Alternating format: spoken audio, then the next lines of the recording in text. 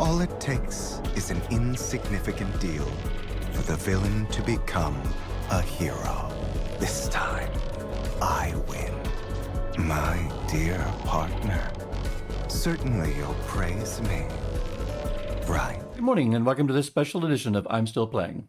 The 1.7 special program for Zenless Zone Zero came out just a little while ago, and I thought I'd give you guys a brief recap of everything that came out of it, in less than 5 minutes and with no talking chibis. Let's get to it. First of all, the next bit of story is coming out, Bury Your Tears with the Past, and it looks like Phaethon and Mockingbird are going to be working together to finally figure out and solve the sacrifice crisis. Oh, and one thing that is definitely worth mentioning, it looks like we're going to be getting our first glimpse of the Void Hunter Yishuan. And holy smokes, what a glimpse it is. In any event, new story, new main character, it's going to be awesome. Next, the two new agents that we knew were coming out are indeed coming out.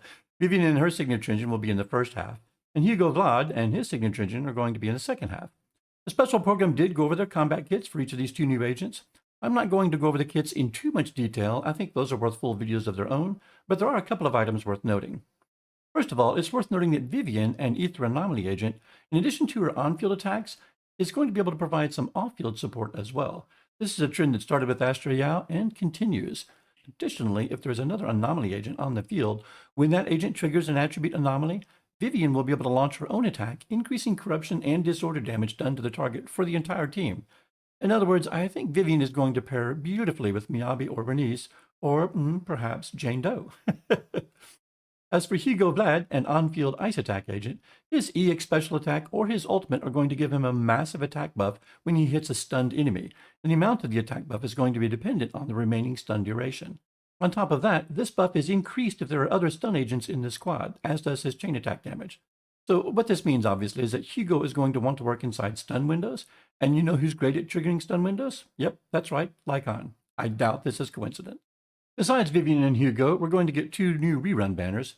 Jane Doe, who is an anomaly agent, and her signature engine are going to be in the first half, and Lighter, with his signature engine, is going to be in the second half. The fact that we're getting an anomaly agent and a stun agent for the reruns is also not a coincidence. Believe me, they want you to burn those polychromes, baby.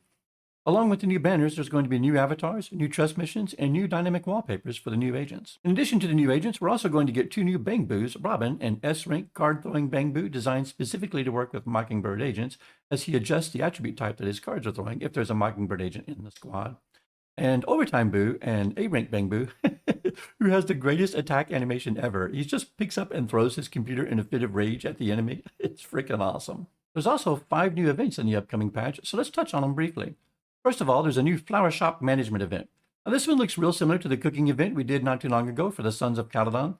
You're going to arrange flowers to meet customers' requests and then also complete some various little side stories related to the event. Grand Marcel is back, i.e. Bangboo Fall Guy. The kids really seem to love this one, so I'm not surprised it's returning. This time there's a ranked mode with, rankings, leaderboards, that sort of thing. You can also apparently queue up with friends and play some co-op. There's going to be a virtual novel event called A Tale Through the Looking Glass. Now, this is one that I haven't seen before, but apparently you're going to make choices about the plot, select agents to move the story along, and then craft your own virtual novel when you're done. I guess it's sort of a choose-your-adventure kind of thing. I'm not sure. Should be interesting, though. There will be a photo event, Springtime Snapshots, where you're going to, take photos. Not much to say about that. And finally, there's going to be a quick limited pop-up event where you're going to deliver meals to various NPCs throughout the city from a food truck. Okay, I've not seen this one before, but apparently it's a return, so I'm down. None of these events are really blowing me out of the water, not like the fishing one did. See what I did there? But they're not really supposed to, so it should be fine. Easy polychromes is how you should be looking at it. Finally, there are a couple of optimizations coming. You're going to be able to mark disk drives as garbage even when you're equipped. Yay! You'll be able to go directly into the no reward mode or pursuit to the depths from the reward screen of the third notorious hunt for the week. Okay. And you're now going to get voiced lines when taking photos in quality time. I didn't even know you could take photos in quality time, so there you go. In any event, that pretty much wraps up the 1.7 special update recap. Oh, and they did deliver a new redemption code. It's Mockingbird. You know what to do.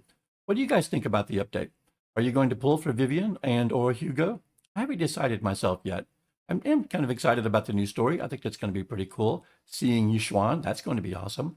You guys let me know what you think in the comments below. Until next time, whatever you're playing, play hard. And cheers.